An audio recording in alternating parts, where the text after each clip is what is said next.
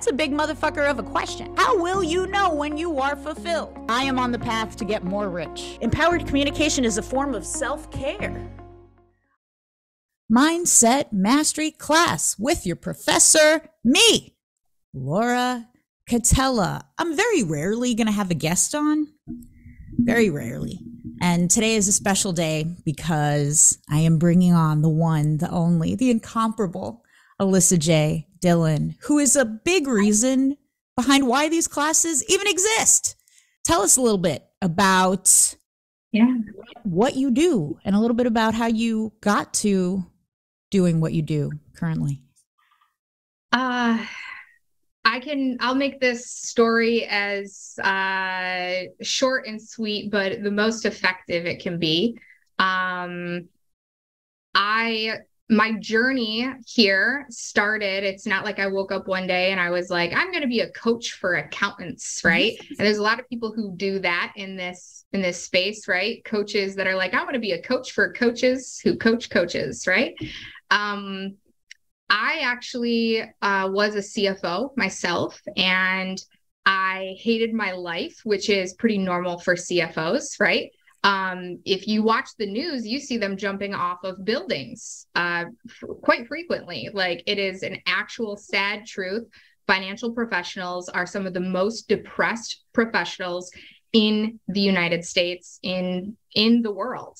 They work long hours. They carry the weight, the stress of most companies. And so knowing that, I was like, I can't keep going down this hole. I happen to have 2 babies in 1 year. I have Irish twin boys. They're here with me. So if I have to mute myself and help them out with something really quick, I may have to jump off, but Laura will have my back here. They're on spring break right now. So having those 2 babies in 1 year, I realized I was not going to allow someone else to raise those kiddos. So I quit my job as a CFO, and that was a pretty bold move, knowing that I had been in a family that was really like, and there's nothing wrong with corporate America, Alyssa. There's nothing wrong with being a CFO. And they kept sending me jobs for like other controller positions, other accounting positions. And they're like, here's another job. Maybe this one will be more flexible. Maybe this will be less stress. Maybe you'll have more time with your kids if you take this job, Alyssa. And I was like, no, I think I'm going to start my own thing. And so I did. I started what I thought would just be a small bookkeeping side hustle. That quickly grew, and I was doing about $25,000 a month, working 3 days a week. And I was taking care of my kids. I was making really great money. And I had a team of other CPAs, and I had a girl named Lindsay, a girl named Melissa, and a guy named Alex working for me. They were doing all the work. And I was really the face of the company. I learned marketing pretty quickly. I learned how to get clients. Doing the same strategies that I teach today, which happens to be doing a weekly live training and some other tactics, right? Online tactics, where I didn't have to leave my house. I was doing it just like this in my dining room. I have an office now. I don't happen to be there today. And then from there, I got the attention of more accounting professionals. Got on some podcasts, and next thing I knew, accounting professionals were asking me, can you help me grow my business? And in 2019, I made a full pivot to do that. And so that's what I've been doing ever since. Since 2019. And talk a little bit about 2022. That was your best year so far. Yes? Yeah. 2022. So 2019 it was like, I did my first launch, and I had my best money year, like money month. Like I did a launch, and we made like $50,000 cash. And I was like, whoa, like this is crazy. Like I could make really good money. Right. But then I stayed stuck there for years. Like it was like a 50 to 60K cash month. Like, and I did what most coaches do. It's the feast or famine. Like we kind of stayed stuck in that feast or famine. We lived launch to launch. And so my bank account just did this forever and ever and ever. And finally in 2022, I actually met Stefan.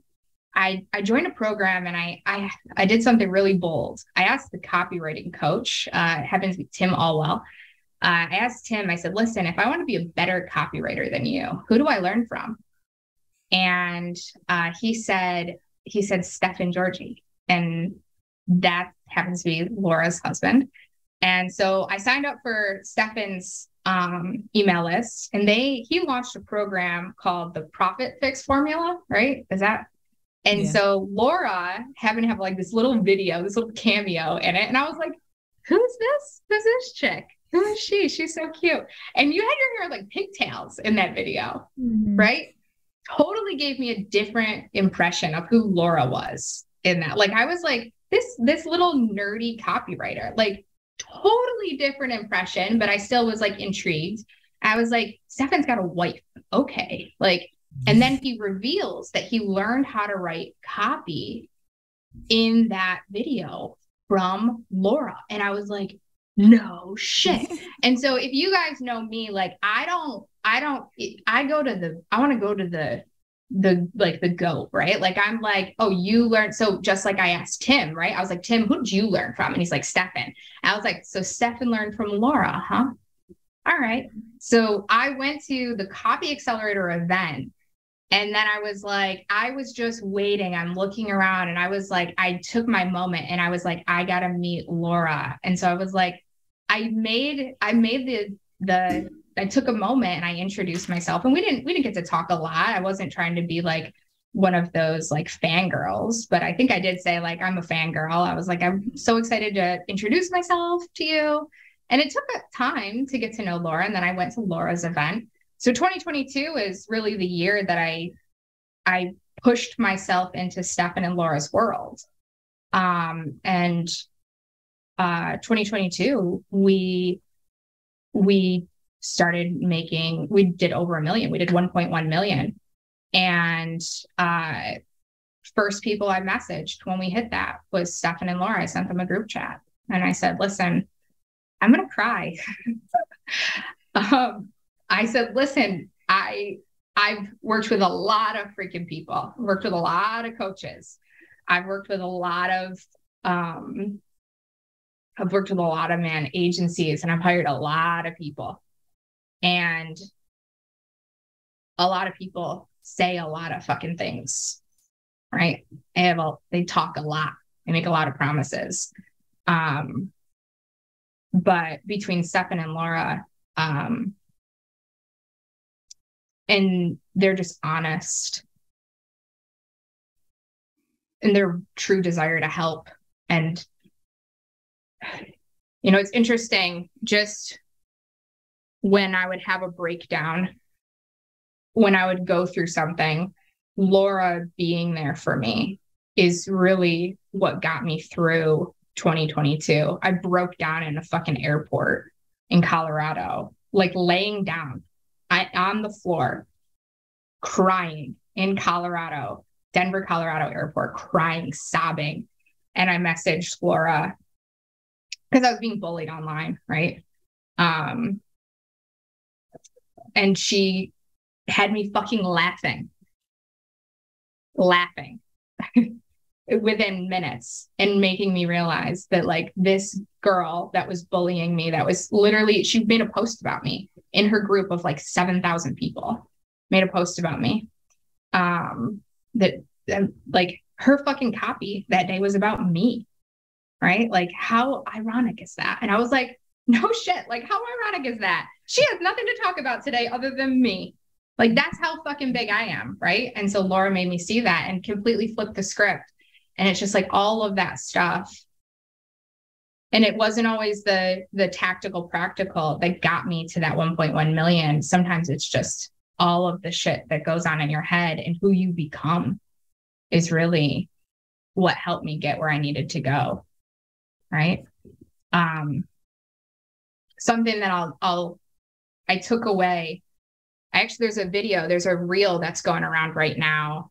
It's of me, and it's of me crying, saying like, the biggest thing, you guys, I hope you don't mind that I'm just like fucking riffing right now, Laura.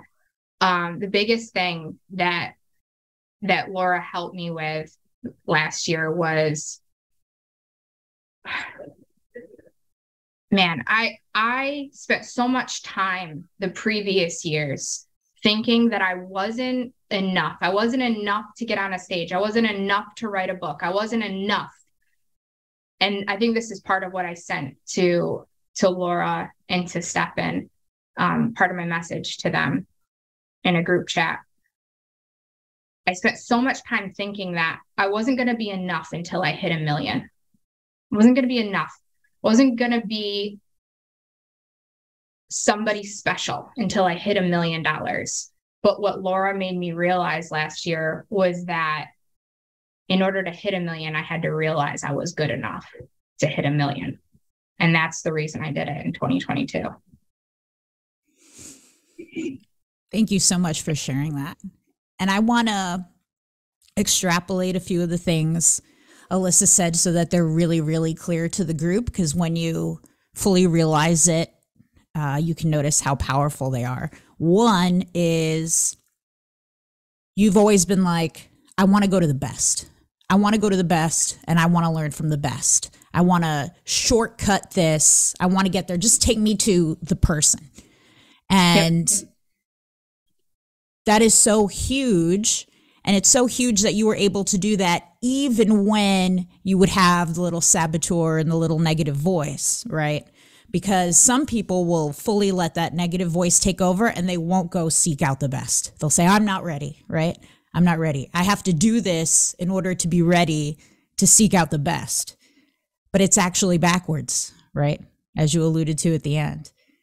You have to step up and start getting there. And then the more you practice that, even in the face of the negative voice, the more the negative voice goes away. And there's a lot that I could say, but to keep us sort of on track, as as I'm always striving to do, tell us a bit about what you sold in 2019 and in 2020 or whatever that kept you, that was probably a contributing factor to the feast famine cycle. What was that package? I mean, it's no different than what I sell today. That's what you're gonna we're gonna probably talk about, right? What did I sell? I mean, I sold the result. I sold some bullshit. I don't know. I don't even know. It was like, do you want to build a business working 3 days a week and learn how I made 6 figures, multi-6 figures, working 3 days a week as a mom? But was that in the boot camp, or year-long mastermind, or what? 6 weeks, 6 figures. That was like my main program was called 6 weeks, 6 figures. That was what I sold. And that was like what I was known for, 6 weeks, 6 figures. And then I did like 6 weeks, 6 figures reboot when we like pretty much upgraded it, right? And then people rejoined. And then I did what was called like this biz badass mastermind, where I took my shot at memberships when memberships got big, right? That was bust. Didn't work out well. Everyone was like, you got to do a membership, recurring revenue, low ticket memberships. No, it didn't go over well. So we got rid of that. But it was essentially, it's essentially what I'm doing now. Just now I'm better. And what's better? What's better? You know, one thing for all of you to hear, I wouldn't be better today if I hadn't learned all the lessons from selling my bullshit back then, right? Which wasn't bullshit. I didn't think it was bullshit. I thought it was great then too. The only reason I'm better is because I have analyzed from day one, why did they get results? Why didn't they get results? What did they do? What did they take action on? What did they like the most? What didn't they like? What did they like? It's just, I'm constantly in analytical mode, right? And just watching my people, watching them every step of the way. Who got results? Who didn't get results? Why didn't they get results? Why did they get results? And that's how I continue to make our program better. And so that has turned into an ascension model where we have our 30-day boot camp, we have our 90-day accelerator, and then we have our full-blown Moneymaker Mastermind. And you never get the chance to analyze your people unless you put an offering out there and get some people to analyze. Yeah, you have to. And that's another big reason I'm like so gung-ho on sales calls. People that are like, they don't want to do sales calls. They don't want to get on the call, right? They're like, I don't want to have to do sales calls. I just want to sell from a page. I'm like, no, get on the fucking sales call, because you have no idea what they need, right? I'm always like, the reason I've sold so much shit is because I get on a sales call with them and they tell me what their problems are. And then I sell them the solution to that problem all day long. I can sell you anything. I'll just sell you the solution to that problem all day long. Like, I'll customize whatever you need. And honestly, that's all we do all day long, right? I can sell you the same program all day long. 90-day accelerator, 90-day authority accelerator. It is all day long selling them the solution to their problem. Tell us a little bit about your approach to sales calls, because I know they're terrifying to a lot of folks. I mean, why? I don't even talk on them. Did you hear that? Talk. Did everybody hear that? She said, I don't talk on them. This is actually a huge tactic, because what so many people will get on sales calls and do is they'll start talking and they'll start selling the thing without ever letting the other party on the call do the talking. Yeah, you barely have to talk.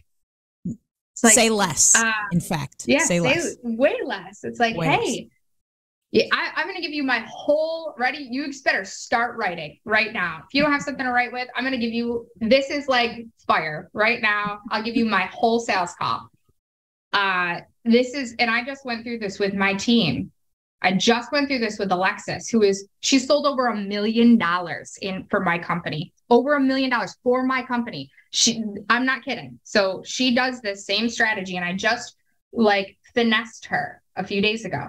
Just finessed her. I was like, hey, I want you to adjust, right? This is my whole sales call. Ask it. Hey, so glad we got on this call.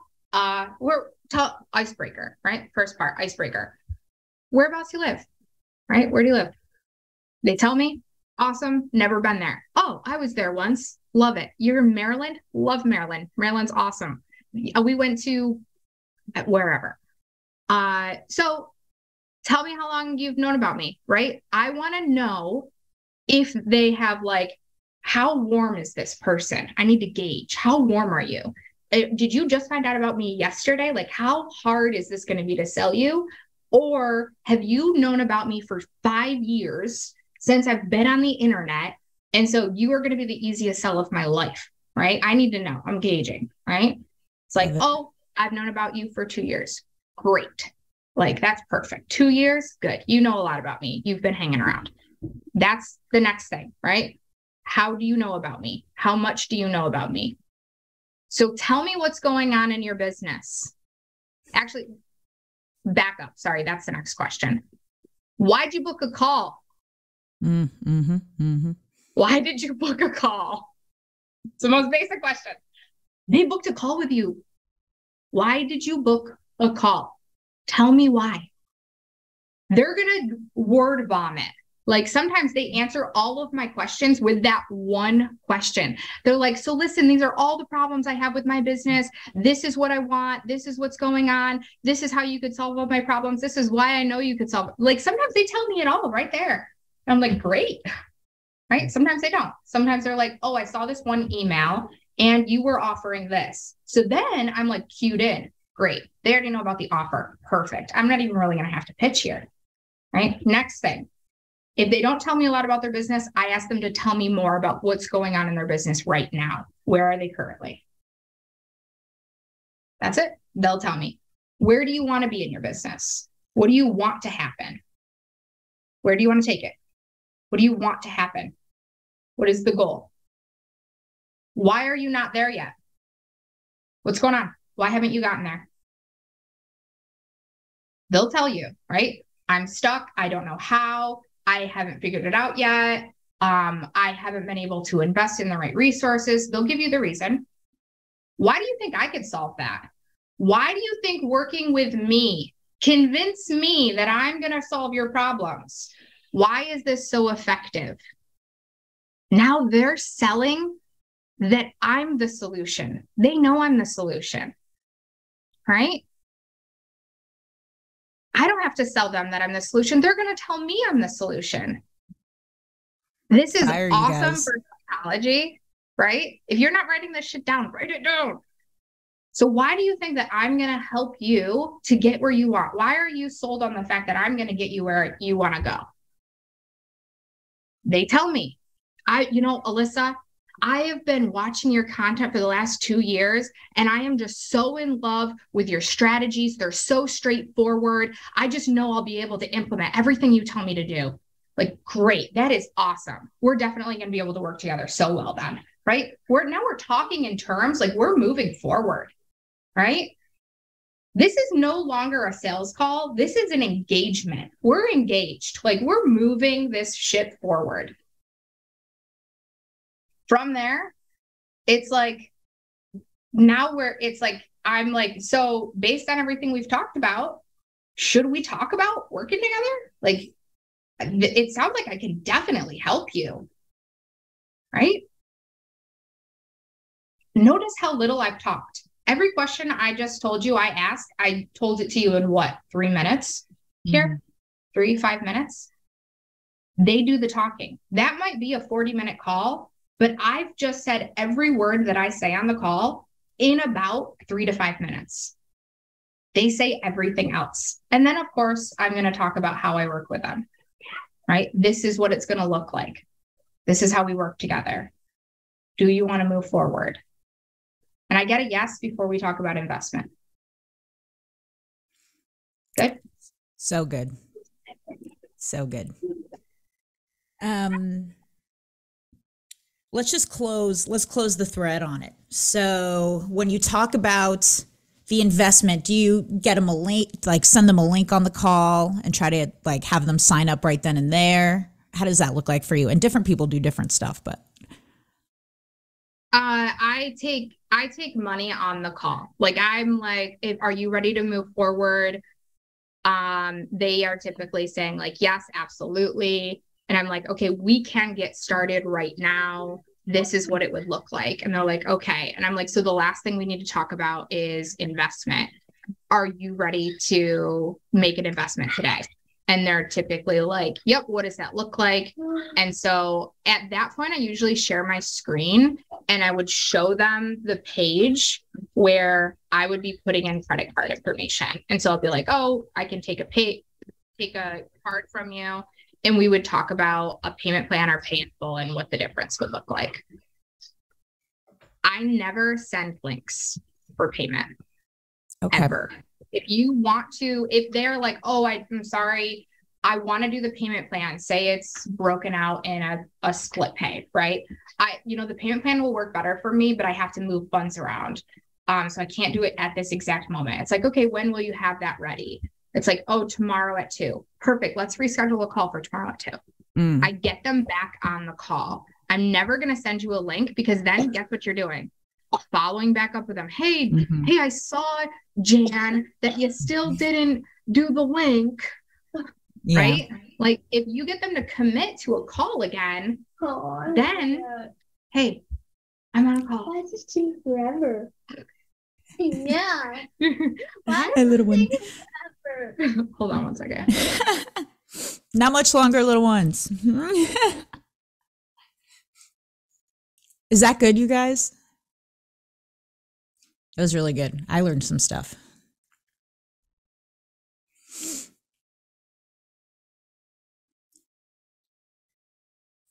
And then when we come back, we're going to talk about the not so new, but the thing Alyssa did recently to close $130K in new business in just the past 2 weeks. So I can prime you guys for that story with Alyssa sends me a DM and she's like, I'm going to do 100K in 7 days. And I'm like, okay, dope. And then she'll walk us through. I think it took her 9 days, which she was like, I didn't do it in exactly 7 days, which is how we are, right? we do an amazing milestone, but we focus on where we fell a little bit short. But that's okay because Alyssa has me to talk her out of that. And I'm like, bitch, I'm like, you did something amazing. I'm like, let's go, stop. So yes, Alyssa, I was just saying, when you DM me saying I'm going to do 100K in 7 days. So tell us a bit about it. Yeah. So I think it's important to talk about the build up to what was going on before that, because it's easy to talk about like the good, right? But why did that have to happen? So before that, I was kind of like in the belly of despair. Like I was going through it. Like super emotional, feeling like my company was like, I recently wrote an email and it was like, I feel like I'm there was like a week where I felt like I was like the CEO of Fire Festival, like just like a total fraud, like total imposter. Like this thing is a total joke. Like I quit, like people are going to be sleeping on fake mattresses on an island that doesn't exist. Like this is awful. And it's like, you know, your team messages you with direction and you just like want to tell them to F off. Like, I want to just sleep in bed. Leave me alone. I don't care. I don't care what happens. I don't even care. Like I was just really feeling it, feeling the pressure. Colin, go downstairs.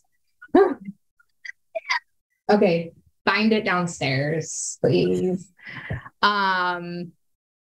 So do you mind telling us kind of what was going on? Yeah. Okay. So I basically was in this really high pressure situation. I have been working with an ads agency for a while, and the ads agency,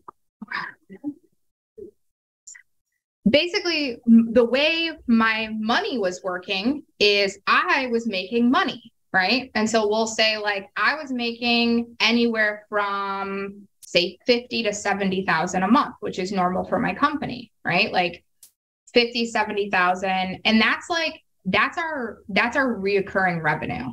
And so we're like doing reoccurring, like currently my reoccurring revenue is around like $66,000 a month, which is awesome, right? That's because of payment plans. That's because of subscriptions, like awesome. Like that's cool. It covers our bills. I take a really great salary out of it. I pay my husband out of it. Like we live a great lifestyle. I'm so thankful for that. And I have a lot of gratitude around the revenue that we create.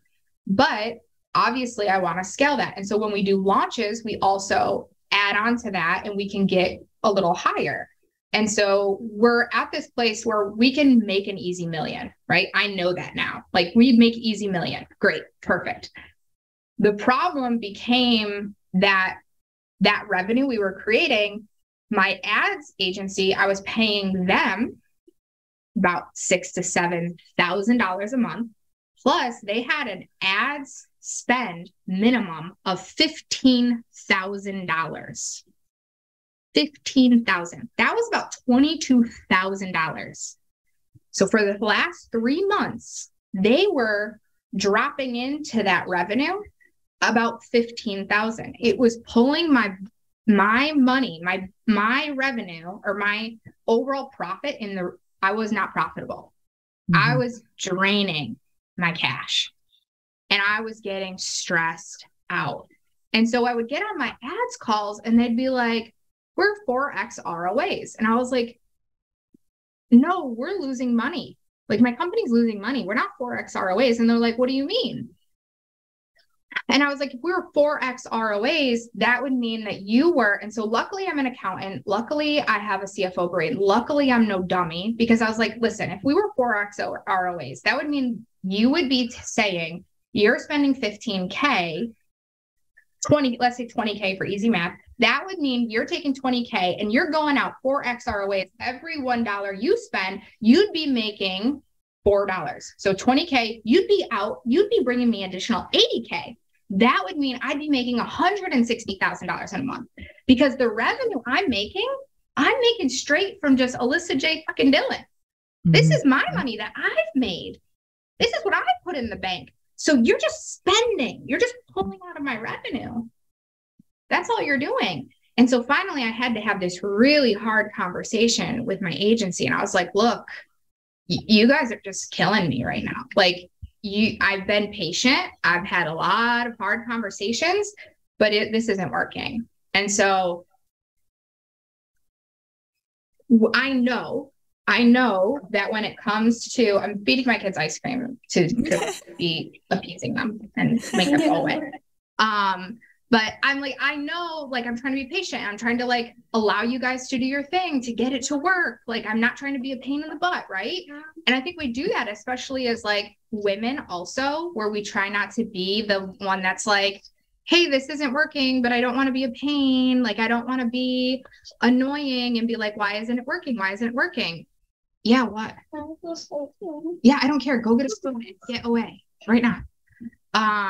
So I was losing money for the last January, February, and it was dipping my cash down to a place that I was getting uncomfortable. And I was like, this is stressing me out. And I have an event coming up also, which I know is gonna take a lot of cash reserves. So that's where the emotions were coming from. And I was like, I gotta go make money right now. We gotta make more money. And so it was a place of, who am I? I know I make money. I know I can do it. Let's go. It's time. Like, I got to do what I got to do. And I think it's important for everybody to understand that a lot of the agencies and a lot of the business gurus and the online marketing gurus in general have this orientation of maximize, maximize, maximize. Okay, Alyssa had her best year ever. Let's go hard to scale it. And like, let's like 5X that. Well, what ends up happening in that pursuit is what? You take on a lot of risk. You decrease your option pool, right? Because now you're so over leveraged here in ad spend and you're spinning your wheels and you're out of control. A lot of small, like maximizing is what really large companies like are meant to do. Small businesses are supposed to be optimizing and not maximizing. And so Alyssa and I talked about that, and we got clear on, for where she was at right now, it makes sense to stop the bleed of the ad spend. Yeah. Also, to like kick off an ad campaign for a small business at $15,000 a month, that's a lot of fucking spend. It's just simply a lot of fucking spend. But that's what agencies are interested in doing. That's no fault on them. That's their business model. Like, they want to be spending a lot. But it doesn't often make sense for the small business to just dive in there and be spending that much out of the gate without optimizing any ad campaigns. And so that's something you got to be aware of. And the other factor that contributes to people doing that is what my mentor, Dan Nicholson, calls the highest month paradigm. Because you do your best ever and you immediately want to do more than that. But it's your best. It's hard to beat by definition. And so you end up taking all these risks. And so the beautiful thing about Alyssa is that she realized it quickly instead of spending more and more months going after that. In the interest of what? Because it gets to a point where perhaps you make more revenue, but are you as profitable? What are you really after? And so, yeah, all those awarenesses come in, and Alyssa realizes who she is and does what she's always done and makes an offering to her people. Tell us about that offer. Yeah. So what's so crazy about this is this came about from a conversation that we had, and a conversation where I made a suggestion to you about, well, what if you just created a guarantee, right? Mm-hmm. And so, and thinking about that, I was like, well, I got to be creative, right? The other thing that I did that I hadn't done in a while is I took some time to journal for myself. Like I sat down with my journal and I wrote out some prompts for myself around like, who do I need to be right now to get out of this? Like, who do I need to be right now to create the revenue I need to do? And two things that came up for me in like two different prompts were, I need the freedom to be creative. Like I always get out of every spot I'm in when I have the space to be creative, when I get to create. And I know that like I'm a creative. I love to create. And so as soon as I was given that opportunity and I tapped into being creative, I created something, right? And I was like, what if it's just a 90-day accelerator? And what if we just worked one-on-one with people? And so ultimately what I did is I looked at our mastermind. I take a step back. The problem we were having in that moment is that we weren't selling what we normally sell. Our mastermind is a year-long mastermind, and people were not taking action on it. We had a lot of accountants who were very busy. Our ideal client, like if you think of the market, the best way I like to describe a market is like, it's on a scale, right? From I'm so broke, I have nothing. I have no credit, no cash, no nothing, right? And then the scale gradually goes up to like beyond what we can think of, right? And so there's this like middle of the market, right? Like where my two fingers are. There's this middle of the market, and that's usually like, maybe it's not the middle, but I don't know what it is. But my people, they maybe are making like 10, 20, 30,000 a month, right? We'll say around there, 10 to 30,000 a month. They're so busy during tax season because they already have clients, and then they get tons of clients from word of mouth and referrals. They're not buying anything in February. They're not buying anything in March.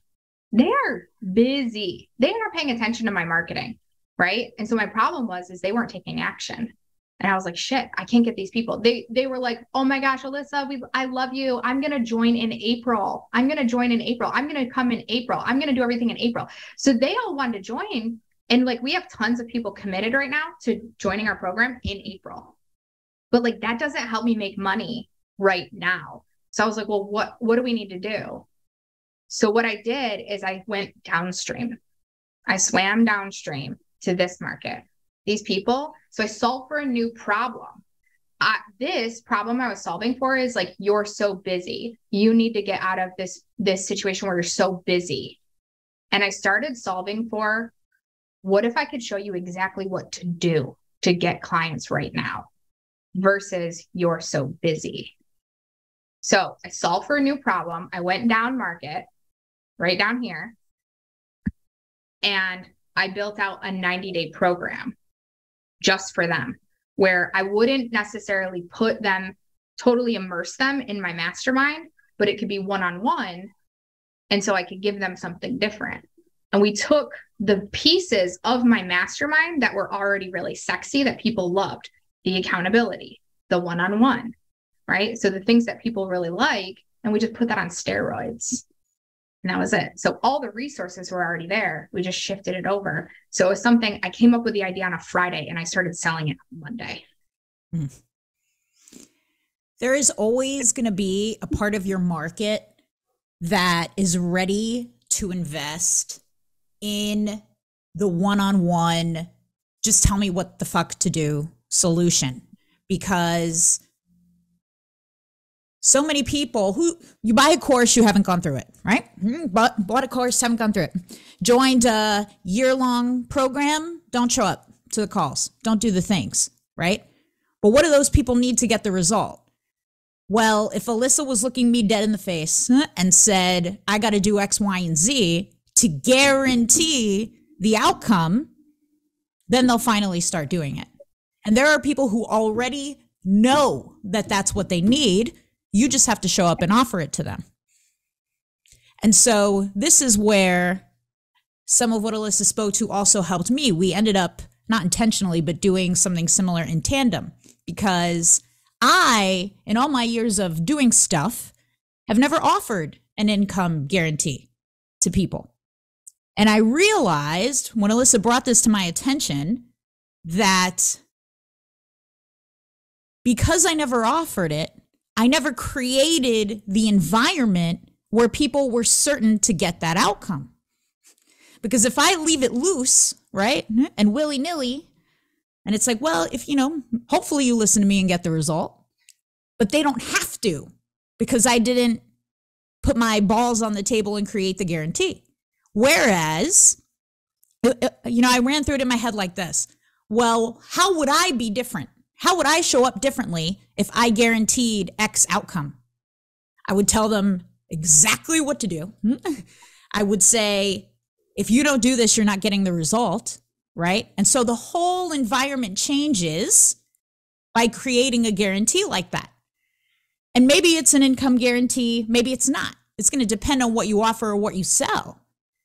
But when you sack up and guarantee that outcome, you show up differently, your customer shows up differently, and the whole environment changes. And of course, they're going to be getting more of the result. Does that make sense? That makes sense to everybody on here? And so in order for me to micro step into this, right, I was like, well, how do I rig the game? I'm going to put an application in there. So I only accept people for the program who I know can get the result. That's a great way to start. But what did I even realize doing this? And this is what I've withheld from Alyssa for like a week and a half, because I was like, I'm going to tell you about it on our call. I would look through the applications and I would get worried. I would want to accept people, but I wasn't sure if I could bring the result. Can I bring the result? Can I bring the result? So I would sit and think about people like for days. Can I give them the result? Can I give them the result? There's a problem with that, because it's not, can I, Laura Catella, give them the result? It's, can the process give them the result? Can the process give them the result? And then I'm like, well, fuck yeah. I know the process works. They got to follow it. That was a huge shift that unlocked even more of my confidence in the ability to deliver.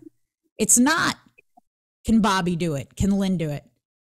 It's, does the process give them the result? And if you're feeling like, no, the process doesn't, then you got to go modify the fucking process. But it's not I, right? And so that unleashed like a whole new level of what I am able to create and back up the process and give to people. And that's what Alyssa Awesome. Yeah. I love that. Yeah. And that, so models, right? So whenever I talk about this, I talk about like having a model and method, right? So do you have a model? Do you have a method? And then you should be able to give those models and methods to somebody else on your team to facilitate and go teach your clients to do, right? They should be able to facilitate it. And so that's where we have like Tiffany. So I no longer think about like the program as like I'm completely like, Tiffany can go facilitate the 30K and 90-day guarantee for us. Like I don't even have to worry about it. It's out of my hands. I'm not even part of the process anymore because the process is already there. Tiffany gets them the result. And sometimes I'm blown away because I'm like, look at Tiffany getting the results, but it's like, oh yeah, I created that process. Mm-hmm. Oh yeah. That's already, the methods and the models are already there. And so it's just as easy as that, right? Another way to stack your guarantee is like, imagine that most people only do 30% of the work, right? 20 to 30% of the work. How can you make your process so good that if they only do 30% of the work, they'd still get the result, right? I always think of things in terms of that. So it's like, what if they only did 30% of your process? Would they still get a result? And then the people who do 100% of the work, they're going to get fucking like epic results. Yes. Right. And keep the results that you promise realistic to what you know the process delivers. Because one way people will fuck this up is they essentially end up overpromising and underdelivering. Or if they're overpromising and they know it, energetically, they don't show up as strong to share the offering. And people don't buy in and they wonder why. Whereas, you know, I guaranteed 3K. 3K. It's not a fuck ton of money. 3K in 30 days, right? I kept it small and I want to move on and do something bigger. But knowing that this was my first time trying a program like this, I kept it to where I had complete conviction. Complete conviction. Whereas I'm going to show you how to do 100K in 7 days like Alyssa, you know, I might not have as much conviction, and that's going to taint enrolling people, the environment, and everything else. So keep it something you're so energetically comfortable with, and a lot of your own internal fighting and tension will dissipate. And there's always also a market for people who want that solution. Because in a lot of instances, you only have to be a few steps ahead. And you don't pretend to be farther ahead than you are. The more you openly communicate, look, I'm just a few steps ahead. And I'm going to show you how to take those few steps so you get ahead. How appealing is that to your people? It's so honest. And you're able to deliver.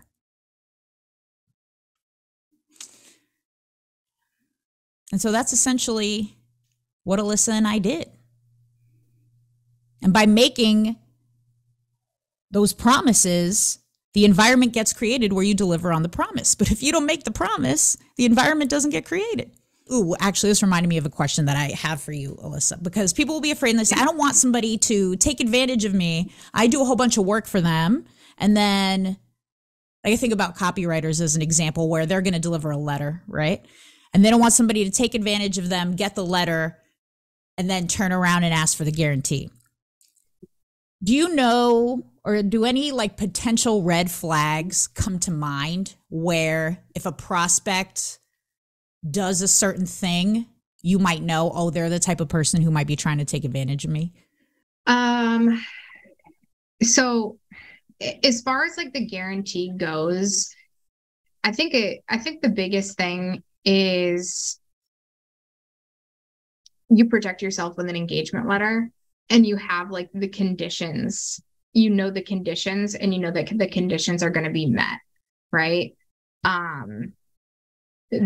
There has to be like some level of accountability. Like, I guarantee that you're going to get these results in these conditions, right? Like, so for example, if you're creating a guarantee that they're going to get certain results from selling to a list, well, then make sure that the list is active, that you have a list that buys frequently and they know that they're already making money from that list, not a list that's been inactive and they have like a less than 10% open rate, right?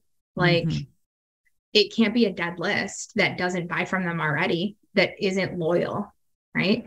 Like, somebody would be, if you gave me that guarantee, you'd be probably in good shape because I have a really loyal list. People love me on my list. It's a small list, right? I don't have a huge following. It's not like I have 100,000 people. I have a small but loyal following.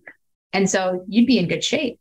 But you go to a person who's like, oh, don't worry, I have 100,000 followers. You're going to be in great shape. But, you know, the open rate is like this and they haven't bought crap from them in the past. Well, so know what conditions need to be met in order for you to, and put that in your engagement letter.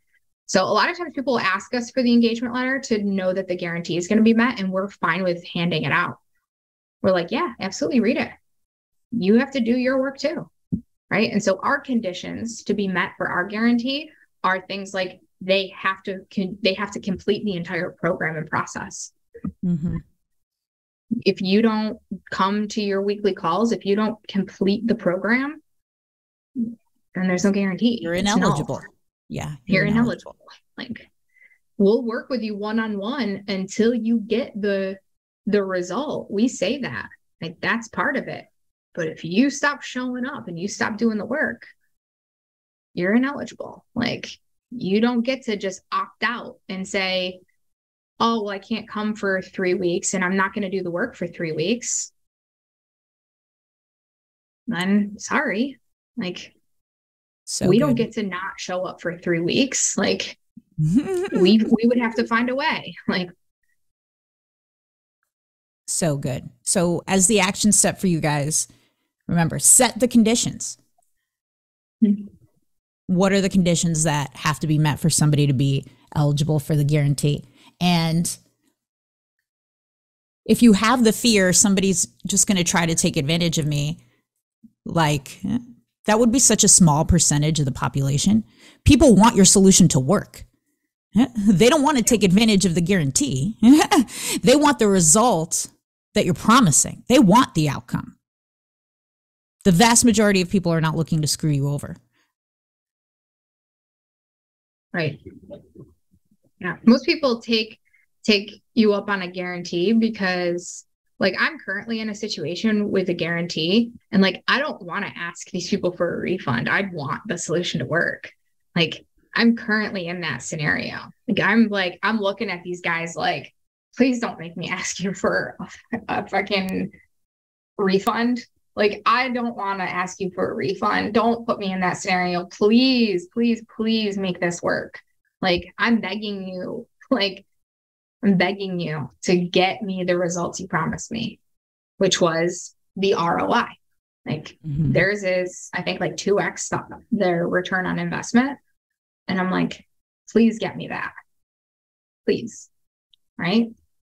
Or they'll refund, I think, is their guarantee. Like, I don't want to ask you. Most people don't want to be put in that position. Right? And that's why another reason a sales call is important.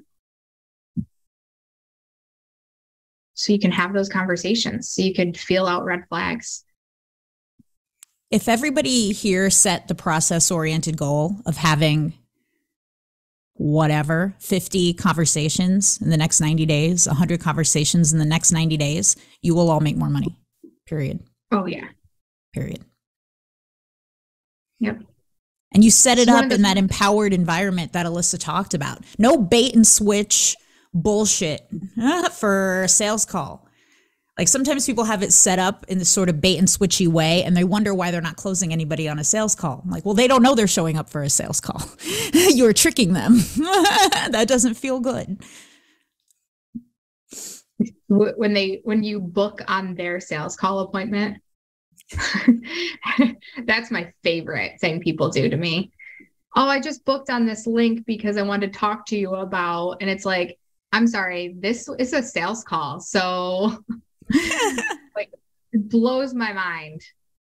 I actually just found this link and I wanted to talk to you about our services. Like, oh, you did? You thought that was a really good idea? I think you're a total douchebag now. So I never want to hear about your services again. I hope your business fails. So unnecessary. Right. It's like, this is an awful way to start your business. I hope you learn new strategies, just like I had to. You can set up that offering and establish your conditions internally, and then let people know, if you're interested in this, you can book a call with me. That's it, isn't it? It's as simple as that. Right.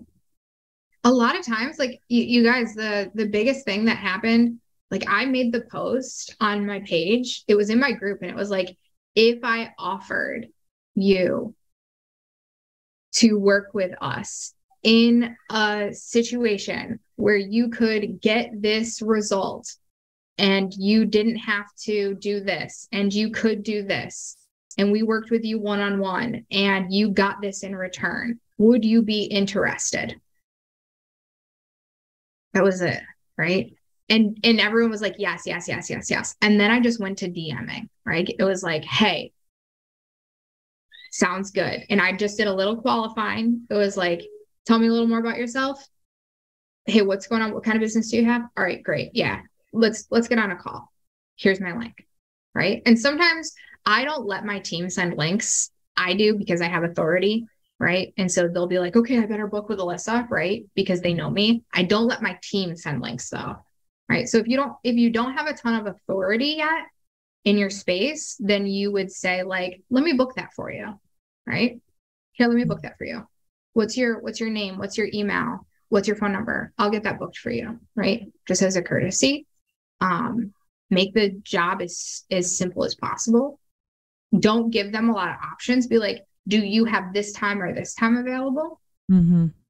Because business owners, if they're busy, right? If you're a service provider and you're going after high-end business owners who already are really busy, right? You want to write copy for me, right? I have a 7-figure company. And not that I'm like, by the way, $1 million is not a lot of money. It's not. If you think it is, if you're on this call and you're like, oh my God, that's crazy. It's not a lot of money. I'm telling you right now, it's not. Shoot higher. Go higher. It's not. It runs out real fast, especially when you got a team. It runs out real fast. So I was like, oh my God, once I make $1 million, everything's going to just be so easy. And there's just, my life will be great. I could basically retire. Like, haha. I learned real quick. Yes. So, but you're talking to somebody who is very busy. You're talking to somebody who has a whole team. You're talking to somebody who might have kids, who might be traveling a lot, right? So it's like, do you have this time or this time available? That time works, right? Okay, awesome. I'll get that on your calendar. And then it's like, if they don't respond, follow up, because they looked at that message while they were on another Zoom call and they're like, oh, I got to respond to that. And then they set their phone down. Mm-hmm. Follow up. We appreciate it. I will tell you, the copywriters, especially if you're a copywriter, other service provider on this call right now, the copywriters that have landed work with me are the ones who have followed up. They're the only ones who's ever worked with me. Do you have language that you like for a follow-up? Because I don't like just following up or just boosting this. I don't like, what do you got that you like? God. Don't ever say that. No. It's awful, isn't it?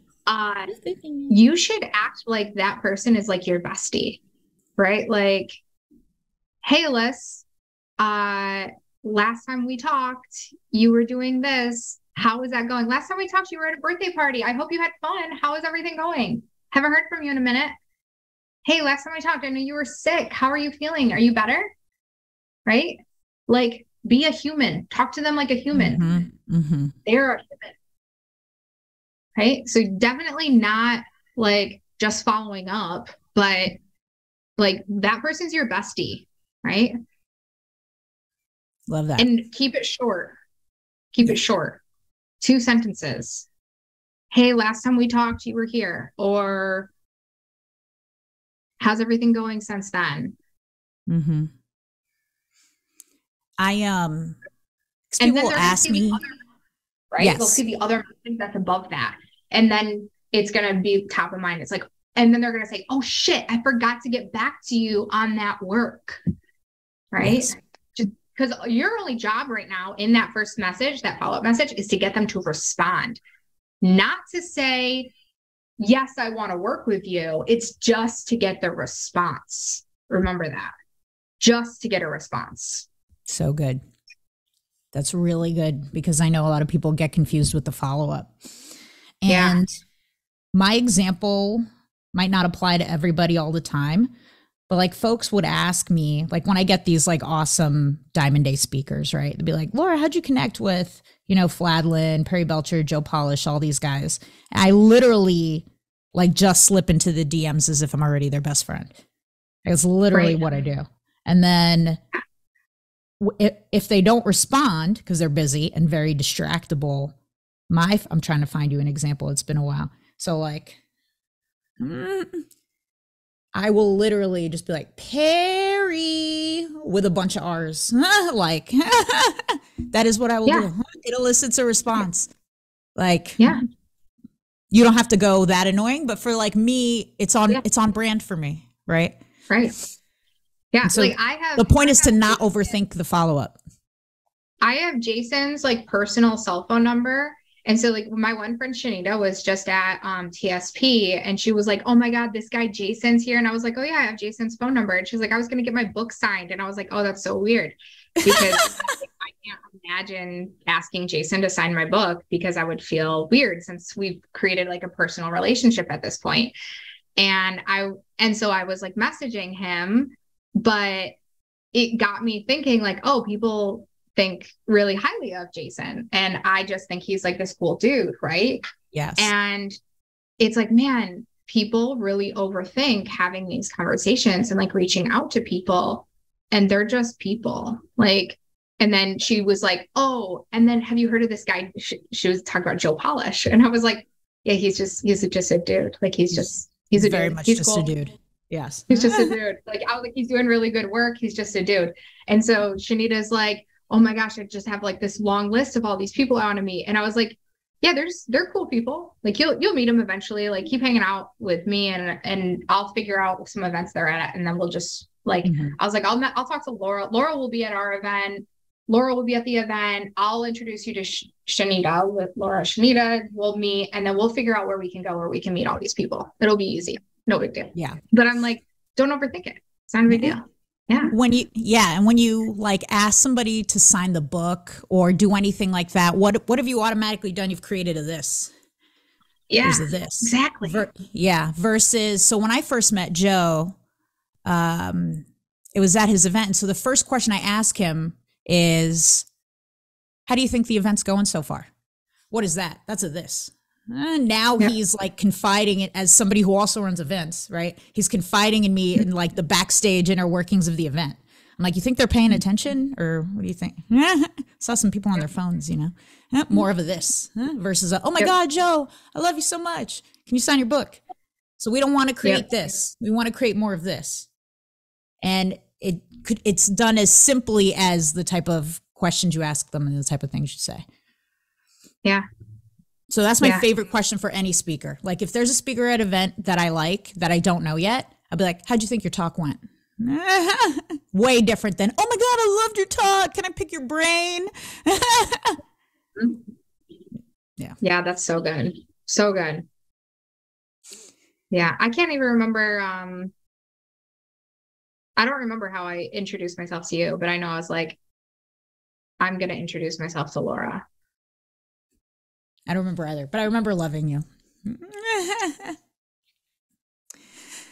So good. What's not to love? So not humble. Not humble. Mm-mm. Not humble. Mm-mm. Yeah, stop being humble. We're not humble people. That could be part 2. Our part 2 call. Yes. All right.